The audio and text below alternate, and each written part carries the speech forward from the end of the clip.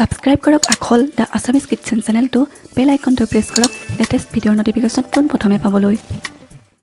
Hello everyone মোৰ আখললৈ আপোনালোক সকলোকে পুনৰবাৰ স্বাগতম জনাই আজিৰ ৰেচিপি ভিডিঅটো আৰম্ভ কৰিবলৈ লৈছো আজি আপোনালোকৰ ওচৰলৈ মুলা আচাৰৰ এটা ৰেচিপি লৈ আহিছো এই ধৰণৰে মুলা আচাৰ বনালে মুলা খাই বেয়া পোৱা সকলেও বহুত ভাল পাব গতিকে দেৰি নকৰি আমি এতিয়া মুলা আচাৰৰ ৰেচিপিটোলৈ আগবাঢ়ো বলকচোন মুলা আচাৰ বনাবলৈ এইখিনি মুলা মই আগতীয়াকৈ ধুই পেলাই বাকলি গুচাই লৈছো আৰু লৈছো এটা চৰিয়া আৰু এখন পিহনা এটা বাকলি গুচাই লোৱা মুলাখিনি এই ধৰণে পিহনাখনত পিছি লম মিহি মিহিকে কামখিনি কৰি আছে মায়ে মই আজি ভিডিঅ'হে কৰি আছো গুটেইখিনি মুলা এই ধৰণেৰে পিছি ল'ব লাগিব মই ইমানখিনি মুলা লৈছো আচাৰৰ কাৰণে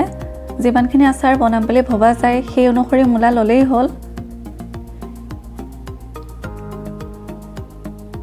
এয়া মিহিকৈ পিছি থকা হৈছে এতিয়া মুলাখিনি আৰু এই গুটেইখিনি মুলা পিছি লোৱা হৈ গ'ল পিছাৰ পিছত মুলাখিনিৰ পৰা যথেষ্টখিনি ৰস ওলাইছে এটা এই ৰসখিনি পেলাই দিব লাগিব এতিয়া মায়ে পিছি হোৱাৰ পিছত মুলাখিনি চেপি চেপি ৰসখিনি উলিয়াই আছে আৰু মুলাখিনি এক্সট্ৰাকে এখন কাঁহীত ৰাখি গৈছে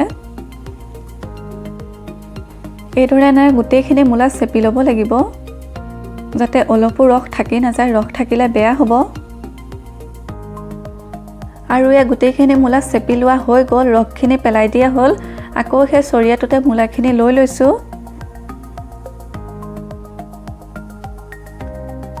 এতিয়া এই মুলাখিনিত চেপি লোৱা মুলাখিনিত জোখমতে দিয়া হৈছে হালধিখিনি দি পেলাই ভালকৈ মিলাই দিব লাগিব এয়া চাকচোন ৰসখিনি নাই সুন্দৰকৈ ৰসখিনি চেপি লোৱা হৈছে এতিয়া ইয়াত নিমখ সানিব নালাগে নিমখ সানিলে আকৌ পানী ওলাব গতিকে ইয়া অলপ শুকুৱাৰ পিছত নিমখ সানিব লাগিব এতিয়া অকল হালধিখিনি সানি পেলাই এইখিনি শুকুৱাব লাগিব এতিয়া লৈছো এনেকৈ এখন ডলা বা চালনী কিবা ললেই হ'ল মই লৈছো ডলা আৰু ডলাখনৰ ওপৰত দুখন পেপাৰ পাৰিছো আৰু এইখিনি হালধি সানি লোৱা মুলাখিনি এফালৰ পৰা মায়ে ডলাখনৰ ওপৰত দি গৈছে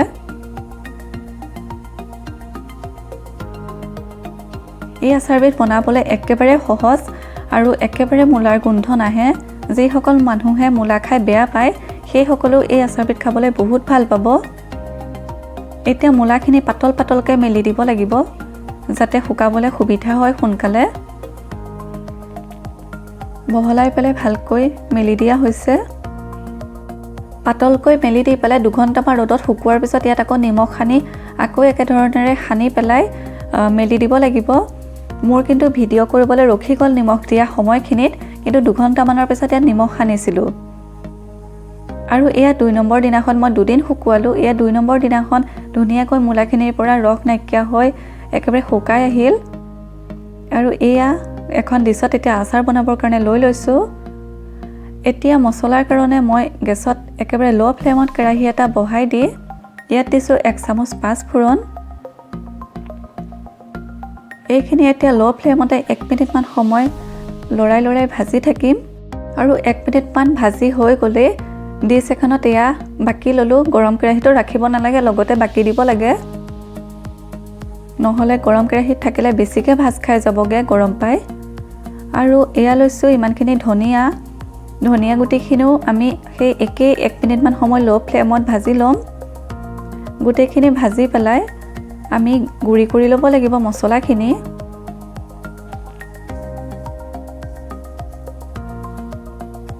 এয়া পাঁচফোৰণ আৰু ধনিয়া গুটিখিনি গুৰি কৰি লোৱা হৈ গ'ল ধুনীয়াকৈ এতিয়া আকৌ গেছত কেৰাহী এটা বহাই দি কেৰাহীটো গৰম হোৱাত ইয়াত দিম এতিয়া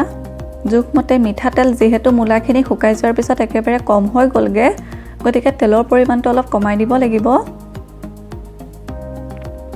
ইমানখিনি দিলো মিঠাতেল মুলাখিনি পিছুতেহে সৰহ হয় যেতিয়া শুকাই যায় সেইখিনি কিন্তু কম হৈ যায়গে শুকাই পেলাই